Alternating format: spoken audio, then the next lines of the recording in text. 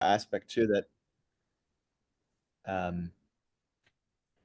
so with this August 20th in-person event in mind, and any in-person gathering, and just like these opportunities for us to have a little bit more bandwidth and think about some of the projects, including things that are kind of happening in parallel to these big group meetings, for both fundraising and just sort of scaling these projects into something we can sustain with various sorts of capital, multiple forms. I want to put out there's two models really of how I'm thinking about it. One is in which we're thinking of this new paradigm coalition itself as an identity under which we can pursue certain activities, and can we get fundraising and support to do those for the mission of this group, primarily centered. And then on the other hand, I think what's interesting about this thing is that it is more of a diffuse network where it's kind of the intersection of collaborative interests that a lot of opportunities lie. And many folks here have very tangible projects, companies, startups, firms of many kinds, and things that need their own funding and need their own support, in which the New Paradigm Coalition can then support those. And so that's a different kind of relationship, and one that, as I've been thinking about opportunities for, like, when you're making that pitch, when you actually have the thing that you think, well, this is really fundable, it's probably in the things that we each are bringing in here that are closer to that form. Whereas the New Paradigm Coalition's sort of goals are more easily able to bootstrap, as far as things like, how do we build some marketing and narrative materials? How do we, do some publishing and curriculum development? Like these are sort of things that are easier for us to collaborate on. Not that funding wouldn't help. So I think there's something for those of us with projects, companies, things like that, that are already very aligned, the New Paradigm. What would it actually look like for you if we were able to elevate that, if the New Paradigm was a part of the pitch, basically? With that, what is there an added value there? And this may be not landing, but I can think of a few people who when we really need to make a pitch, it's harder to raise money for like a diffuse network of collaborating pro-social people than somebody who's, I've been working on this thing and I want to get support. And also, by the way, there's this New Paradigm Coalition who's like a part of the pitch here. So just to give that, I don't want us to only center on this network itself, but the mission of the network, which is an evolutionary-based view of economics and human organization. So yeah, let's pass it to the group.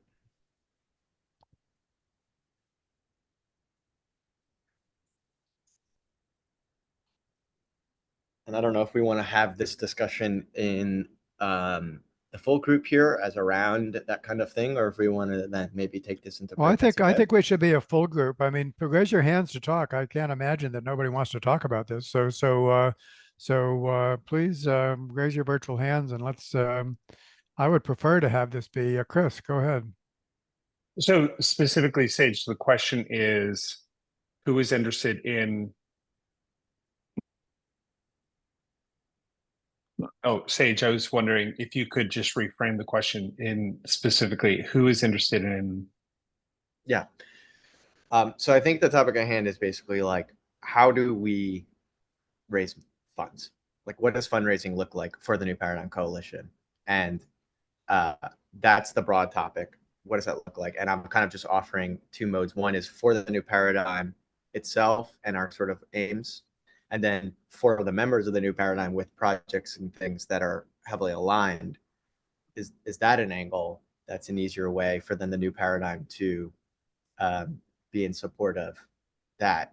Because in the end, as long as it's mission aligned, I think we don't need to worry as much about the ownership. So really broadly, yeah. Two types of grants I think you're asking about. And the question is, who is interested in either using a project that wants to implement what we're doing here at New Paradigm, but it's already set up. There's like a project that could be funded, or is there a way to maybe fund this entity? But if there is, what would be the outcome that the funder would be paying for? Is that correct? Okay. Well put. All right. I'll go back on mute. Okay. Chip. Yeah, so if I understand the question properly, Sage, I think I can contribute a couple of things from the peace building world that I'm a part of. So my main day job is with to use one of your terms, a diffuse network. The Alliance for Peace Building is the network that holds more peace building NGOs together than anyone else. It is hard to fund that kind of organization. We found stable funding by finding a couple of unusual family foundations that were willing to support our work, at which point we then began to get money from larger foundations like the Omidyar network, and we found a few medium net worth individuals like me and my wife who make regular contributions. We have never taken on the role of funding other organizations, and I find that really interesting. There is in our field something called the Peace and Security Funders Group that brings together the 100 or so largest funders in the field and helps them figure out where to go. And that's a role that this network itself could also play. But the notion of raising money from a foundation like Templeton that is, at least in practice, if not in name, willing to invest in core capacity makes sense. I think Omidyar might be open to that as well. But I suspect we're going to need to find individuals or family offices that can provide small, low-level, six-figure funding to get this really going. And that's enough for me, at least for now. Okay, great. Yeah, let's keep going with these things and just collect them. So, Peter, why don't we pass directly to you?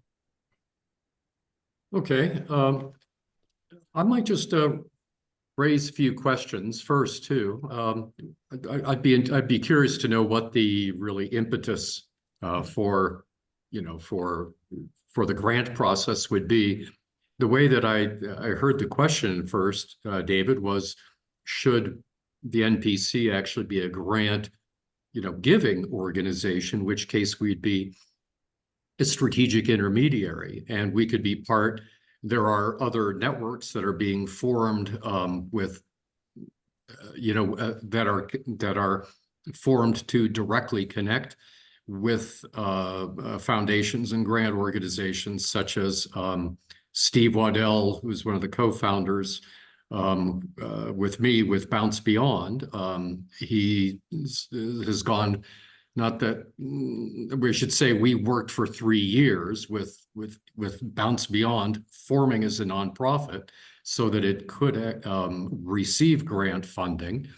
But it is a very difficult pitch in this space, and that's a conversation about the business model, which we should have later. But Steve has moved on to the formation of another network, even though Bounce Beyond continues with a business model that did form, where it's doing really direct, engagement work, which I've been involved with. But Steve is working with the FEST group, which is bringing together people from different foundations for exploring funding for transformation level change. So it's essentially a network that's at a scale much higher than ours that is seeking to connect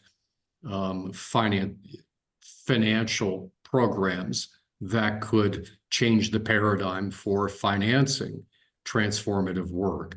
So connections, so I would say if we're in the first stages of a discussion like this, it might be helpful for like a small number of us, like the whole group, but like, David, you and 2 others, 3 others, setting up some meetings with, with Steve and with John Fullerton and people like that are part of FEST and part of this transformation financing initiatives and some of these other groups, to let them know what we're doing and to have a discussion about what our business model might be as a good fit for what is being seen as the place for this financing. Because we could be, with NPC, a strategic intermediary that receives funding for smaller projects, because there are some foundations that would like to fund transformative work, and there's one model of spreading it out and seeing which types of projects take off, but those foundations aren't able to assess the kind of impact validity of projects that might be in the low 6-figure range. So like we would take, so if we took 7 figures and transferred that to 5 or 7 different organizations, that was actually the direction we were taking with Bounce Beyond, which was to be not even so much an intermediary, but like a startup accelerator for social startups. So we could take an intermediary position, create something of a functional business model that would fit well and be recognized within this developing ecosystem. But we don't want to do it on our own. We don't want to just like start, figuring it out on our own. There are, David, as you know, there have been a lot of trials and failures up to this point, and we should learn from those, I think. Yeah, if I could insert just to focus on 2, I think, very different models, both of which we would want to pursue. One is the likelihood that we could get a grant or other funding, such as from the Templeton Foundation, which basically said let's imagine we have $500,000 to dispense as we see fit. How would we do that? This was something that Angus did with his Rebuilding Macroeconomics program, with funding from the ESRC in the UK. And I was just talking with him earlier today, and he was saying, the best grants, the most effective use of that money was in the $50,000 range. That was really for really unorthodox things. That's not a lot of money, but it was actually because he had the experience. It was actually the grants that when they gave out more, they didn't get a return for it. There was really some kind of sweet spot for certain kinds of projects in that range. And of course, there's other things that are not. So one thing I'd love to have input on, because it is a possibility that, how would we organize an amount that in that ballpark, 500,000? How would we organize it to promote the new paradigm? But then there's a completely different model, which is like regenerative finance, in which we're actually funding activities that will be self-sustaining, basically. Because really, if we're creating a new economy, then that economy should be able to sustain itself, and that there should be another model entirely where we're actually supporting ourselves on the basis of the value that we create through economic ecosystems designed as we design them. So those are the 2 models I'd love to have more input on as we continue. So Graham? So building on what's been said, one of the things that I've learned is that it's often as easy to raise $50,000 as it is to raise $50 million or $500 million. And so what really appeals to me about this, let's say, 2-way synergy between our individual projects and the New Paradigm Coalition is the possibility of tapping into, on the one hand, that it's as easy to raise 500 million as it is to raise 50,000, and the fact that within the New Paradigm Coalition, there are a large number of very, very different activities underway that would do better with funding. It just needs the right catalysis to take place. Coupled with then on the other side, many funders actually have relatively narrow mandates for what they are allowed to invest in or fund. And so it could well be that instead of having conversations of trying to find the needle in the haystack, if we're showing up with a large enough critical mass, then pretty much any funder that we get into conversations with will have a mandate that matches somewhere in the New Paradigm Coalition. And then it may become actually quite easy to find, not, in other words, we're not going out to find funding for this or for this, which is relatively narrow and difficult. We're going out generically to bring in funding that boosts all of the activities that are related to building a new paradigm. And the one specifically that I'll put in on my side, and then I'll stop talking, which is Evolute 6 as a venture studio building new paradigm businesses.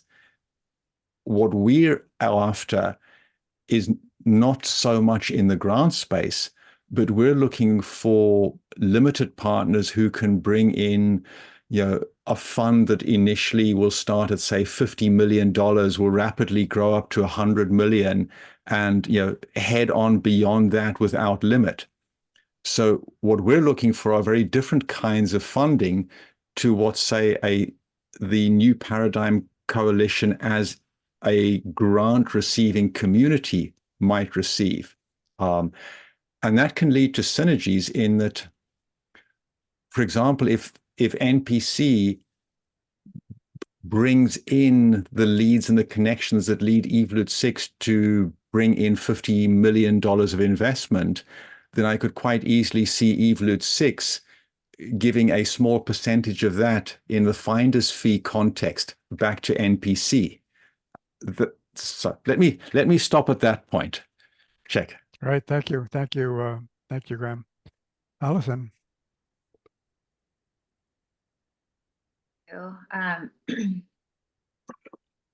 Yeah, I guess that I think that what money might we need, but it's to talk about what are the outcomes that we're wanting. And I think that the primary thing that we might go for funding is to understand it, diffuse, yes, but we are operating as a new paradigm with some universal principles, right? And some universal standards maybe that other organizations that we might fund or that we might be collaborating with or be interested in are also following.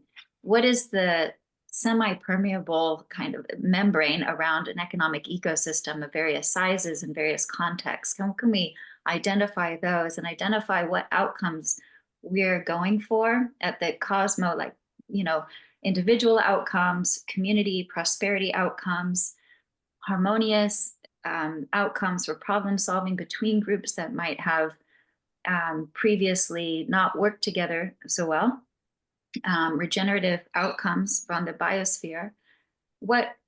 Those are cosmic, and then in detail in the different contexts, surely each group would have different measures for all of those. And what are the life aligned standards that really we follow that can be spoken of in different contexts, different language, but still we can regard as yes, this meets the standard of what the NPC sees as the new paradigm. Yes, these are the outcomes that we want to be accountable for in our new ecosystem.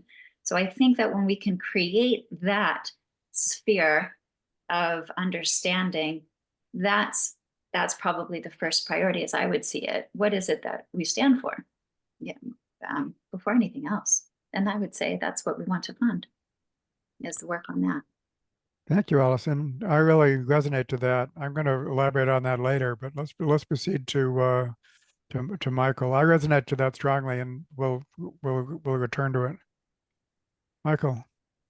Yeah, I mean, I think similar to what Peter and Graham and others are saying, I think it's really the connection, the depth of connection that you have, or that maybe you, David, or other people here have with potential funders or those that are in charge of more flexible monies.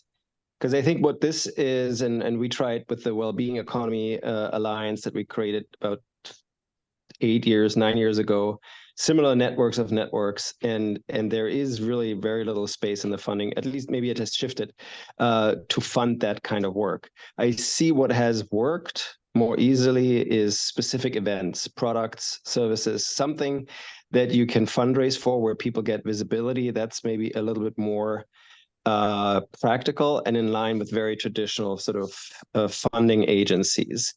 And so I just suggest we're committing to hosting another meeting like we did in New York in June next year. So I'm just throwing this in there if there are already leads potentially or others for sponsorship or something that can possibly help with a broader array of projects as well.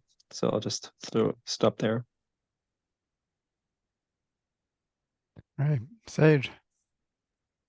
Just want to throw also the regenerative finance, decentralized economy, things like Gitcoin, things like ReFi DAO, things like Anastasia, Fernanda's and Anastasia, like Restate and the Commons Engine, and all of these basically.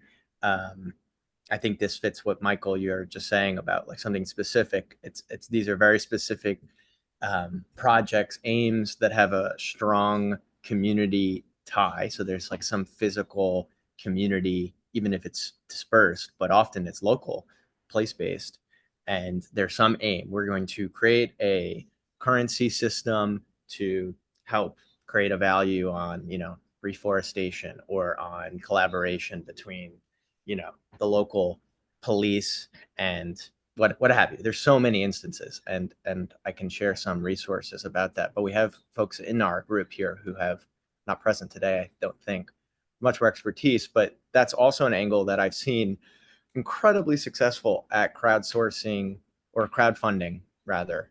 And then because of the kind of alternative currency angle of the whole thing, it puts an economic engine in the hands of the stakeholders that people really want to work with. So the idea of the regenerative economy becomes alive in a really powerful way that isn't tied to kind of traditional capital and how you go about getting that and then how you go about spending that. So it's really interesting what ends up happening with these kinds of stories. And for those of us who are interested in community applications and these kinds of embodied applications, this is also a key area where if we have partners or we have inroads to communities like this that we could support, then that would easily be, and they may already have some support too. And so in that way, where is the alignment in terms of mission and the approach that we're taking? So that's a whole aspect of it that we don't want to forget, because I think if in many ways, when I look at that, to me, that seems like what the new paradigm of the economy actually is looking like in real life. The way people are doing things is so different. Hey, thank you, Ted. And then I'm looking forward to taking my.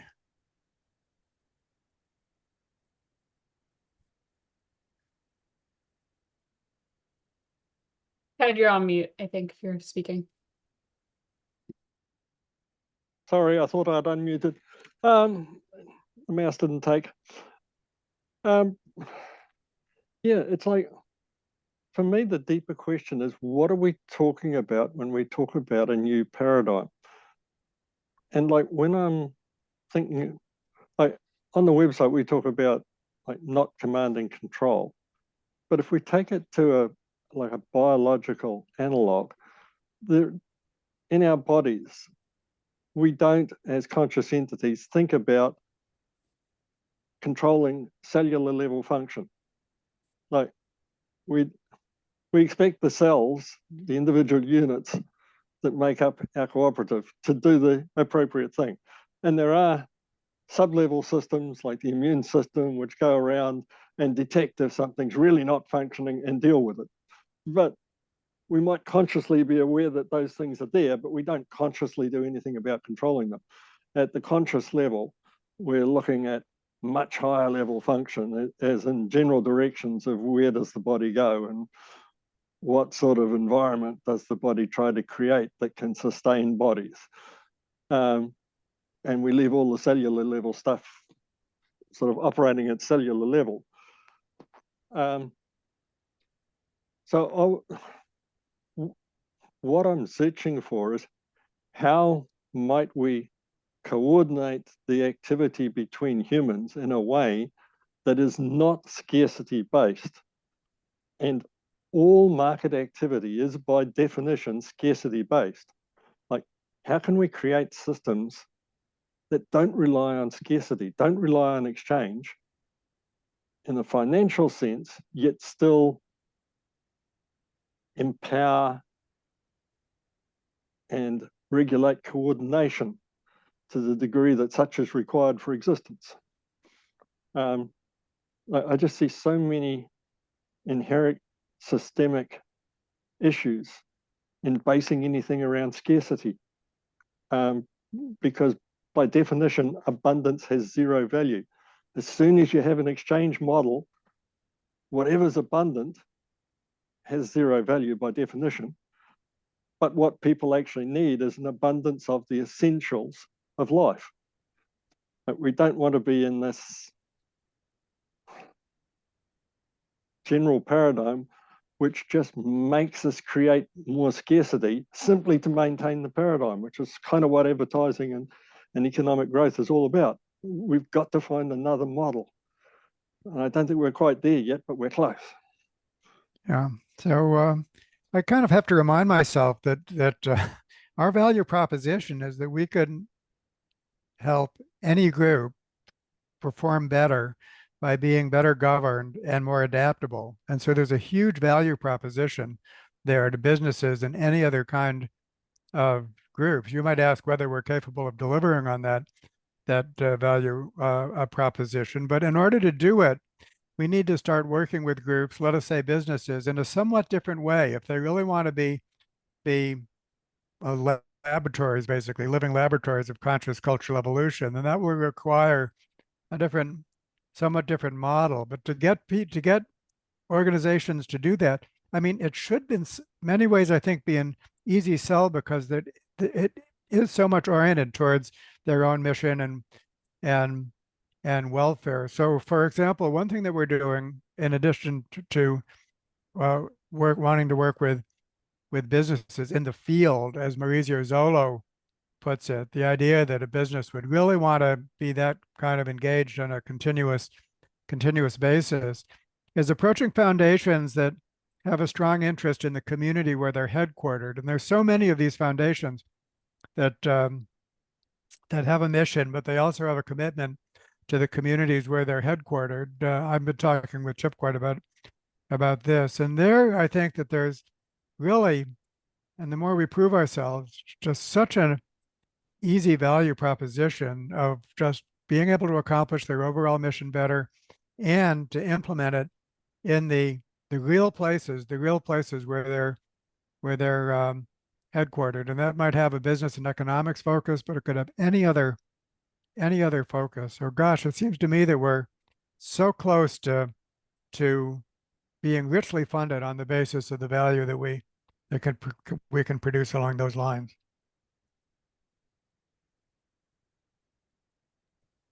There are companies, a few in the US, a few in the UK. Octopus Energy comes to mind here as a British company, which clearly enjoyed disproportionate success through adopting non-centralized models, not of command and control, but of considerable local autonomy.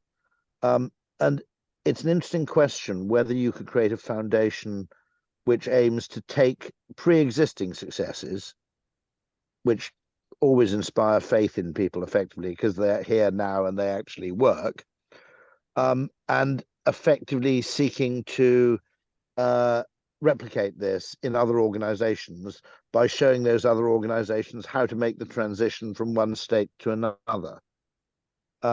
It does strike me that just as in evolution, actually the real successes here have sprung up really through, in a sense, luck and accident, and in a way the peculiar sort of mental mindset of a founder quite often, rather than through deliberate conscious intent.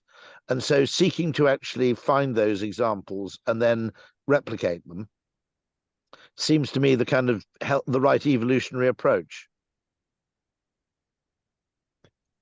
Totally, Rory. I second and third that. I think there's even a word for that called positive deviance, where if you want to find something that, if you want to go in a certain direction, you find those that are already doing it and you promote them. And those positive examples are all around us. And they're working for the same reasons. And so the one added value is to just demonstrate the general principles that are all of these different. It's like an example of convergent cultural evolution, is what it is. So that's great. Anything we can do to stress that, I think, would be wonderful. I mean, what seems to be happening in both the United States and the UK is that both of them historically have been fairly high trust economies.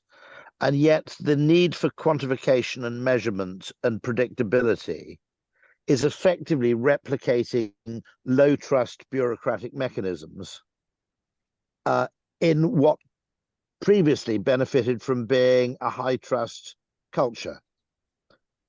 And it's something I sometimes call sort of Soviet style capitalism, which is, that in other words, you have exactly the same obsession with measurement, targeting, quantification that bedeviled the Soviet system, but a combination of technology and management consultants and finance, I would argue, and actually the Friedmanite shareholder value model have all effectively conspired to effectively recreate the problems of a Soviet system in a system that was actually working rather better without it.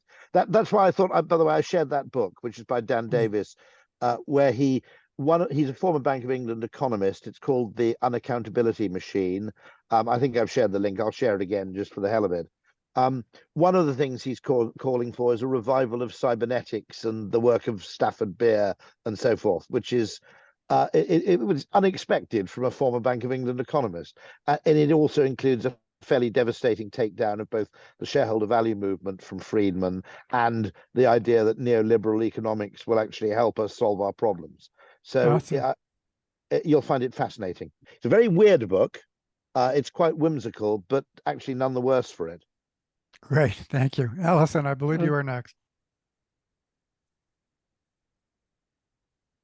Thanks. Nope. I'm sure everyone got a voice and I've spoken already. And thanks for that. And I think that Stafford Beer is an interesting one to study.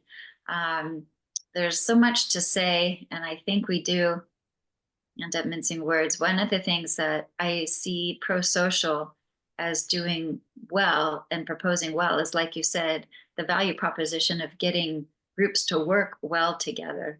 And for me, I think that those are something along the lines of socially, how do we discuss and get along? That's, for me, I would define that under the large umbrella of politics. When it comes to economic or governance, right? When it comes to economics, there's a slight difference, and we do need to transform completely our understanding of what the economy is and how it works to get past an understanding of socialism, communism, capitalism that's completely, we don't understand these words or what's going on. We don't understand money. We want to understand the accountability. So we have decision making and we have accountability measures, and these are the economics. And we can use blockchain. We can use so many new tools, and there's a lot that's happening. What I think this group has as an asset, we have to acknowledge the assets, is the paradigm being the multi-level selection paradigm, right? That there's research and understanding, and we want to start there and continue to come back to that and see that replicated through our self-governance and also our accountability measures. So that's where the economics comes in. And we need to communicate these ideas as, these are economic standards, because words can be minced to mean many things that have taken our trajectory from Keynesian, life-aligned, peace economics kind of, and into neoliberalism, because we want to avoid the socialist failures of the Nazis, certainly, or Russia. So God forbid, let's not be that. And we have to have standards that we can communicate, I think, to get past the politics. And I think that we can do that. And that's I think one of the ways to focus. Yeah, Allison, let me just insert quickly before getting to Chip that it reminds me that if any one of our members is actually kind of going for funding of any sort, and they're creating a narrative around it, of course, the narrative is going to be science-based, it's going to draw on history, it's going to do all of this stuff. It's possible, and of course, there'll be methods of assessment and all of that, but it's possible to strengthen all of that from the narrative on down to the methods, assessment and research that's done around the methods by partnering basically with Pro-Social World and other members of the coalition. In other words, to strengthen the individual efforts of its members, whatever they're trying to do, whatever sources they've identified. I do believe that both conceptually, with this authentic message of conceptual integration, and methodologically, in terms of actually working in real world systems, that anybody's proposal could potentially be strengthened by the members of the coalition. So that, I think, is really worth saying, and I invite that kind of collaboration, as we're already doing in numerous cases, just as our own organization. So that to me was an important thing to point out, Allison. Chip.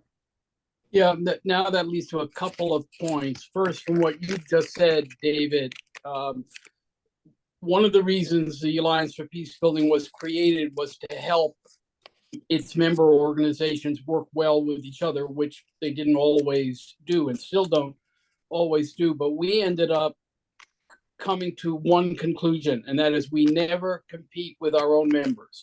If our own members can do something themselves, we don't do it.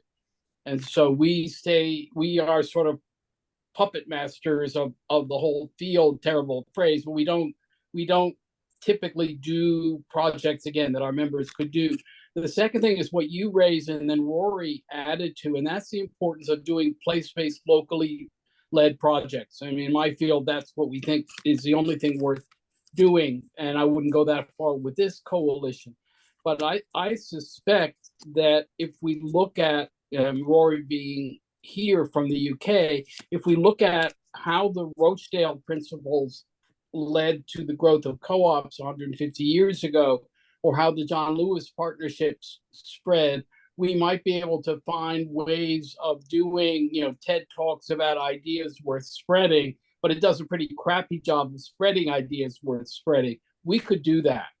We could take local initiatives that are happening and spread them. Again, I don't remember how the co-ops or the John Lewis partnership evolved in the UK.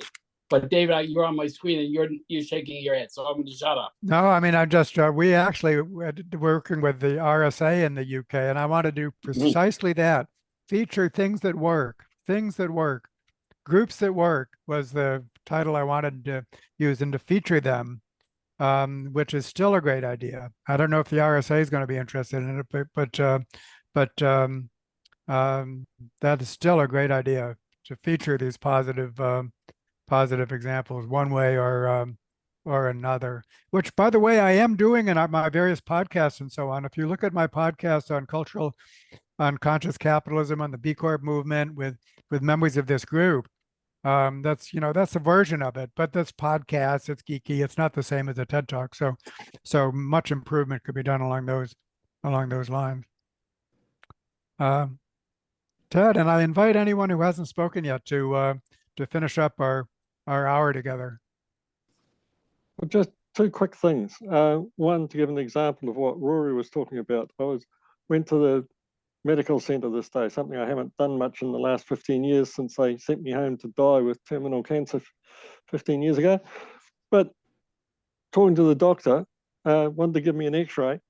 The x-ray itself took 2 minutes. The paperwork took 12 minutes. And the doctor was bemoaning that, they have all this flash equipment, but it takes so long to do the bureaucracy that so few people get access to it. So that was just one example there. But in terms of groups that work, one group that I've been involved in for the last 20 years is a group here in Kaikoura that set up a coastal management strategy. And that took a long time. We took 12 years to publish our strategy. We should probably have taken 18. My guess is we had the social agreement in the community at about 80%, and it really needed to be at about the 95 level. But when we did put that, we got a bespoke Act of Parliament to put in place a Marine Reserve and several other reserves. But when that legislation went through, I think it's the only piece of legislation to go through that held select committee hearings on site, and there were no speakers against. All the people who made submissions to the select committee were for it. So that sort of thing can happen, but it requires a vast amount of engagement. We had over 500 hours of meetings, but part of what made it work was bringing people together, sharing food, like building awareness. Yeah, the common denominators are everywhere. I could cite other examples. Buurtzorg, which is a health system that originated in Holland, in the Netherlands, and another amazing example. We're nearly at time, so is there anyone who hasn't spoken yet who would like to add anything before we close? This has been a great meeting. Thank you. It's been really, I think, very, very generative. Ron. Yeah, I just wanted to say a word because we're in the midst of a grant proposal. It's phase 2. We had a phase 1. We're the ones out in San Francisco working in management education, and Michael and others, and David, you certainly have. They've all been very helpful to us framing the offer. But I guess the only specific thing I would mention, we're the ones who are working on bringing the seminary education together with the business school in San Anselmo. We actually have a physical place where we're doing it. And I guess what comes to mind, we're in the midst now of a redoing the original grant. We got half of it, and we said, okay, we've learned a lot from that, and we want to get another $100,000 to implement the rest of it. But essentially what we're doing is one-on-one education with faculty. And it's back to your example of trying to bring the community together. We spend hours with attempting to get strategy professors thinking more broadly about what are the values driving all this. And we're working on values-based education. So I'll be happy to report how we're doing with it. But at the moment, what we're saying is the money goes for working with developing a community of scholars who recognize that they get out of their silos. And that's been the great difficulty, bridging the language. And we keep looking for language, and we find that pro-social gives us a great, as you were saying before, David, gives us a great language to be able to talk to the seminary people, as well as the strategy people, as well as the organizational behavior people, to finally say there's a common language of what we're trying to do to move forward to build community. So if it's a help or not, but we are in the midst of it. Thank you. Well, helping each member with their own efforts, I think, is something that's emerged from this. And I think that Sage, you want to wrap us up?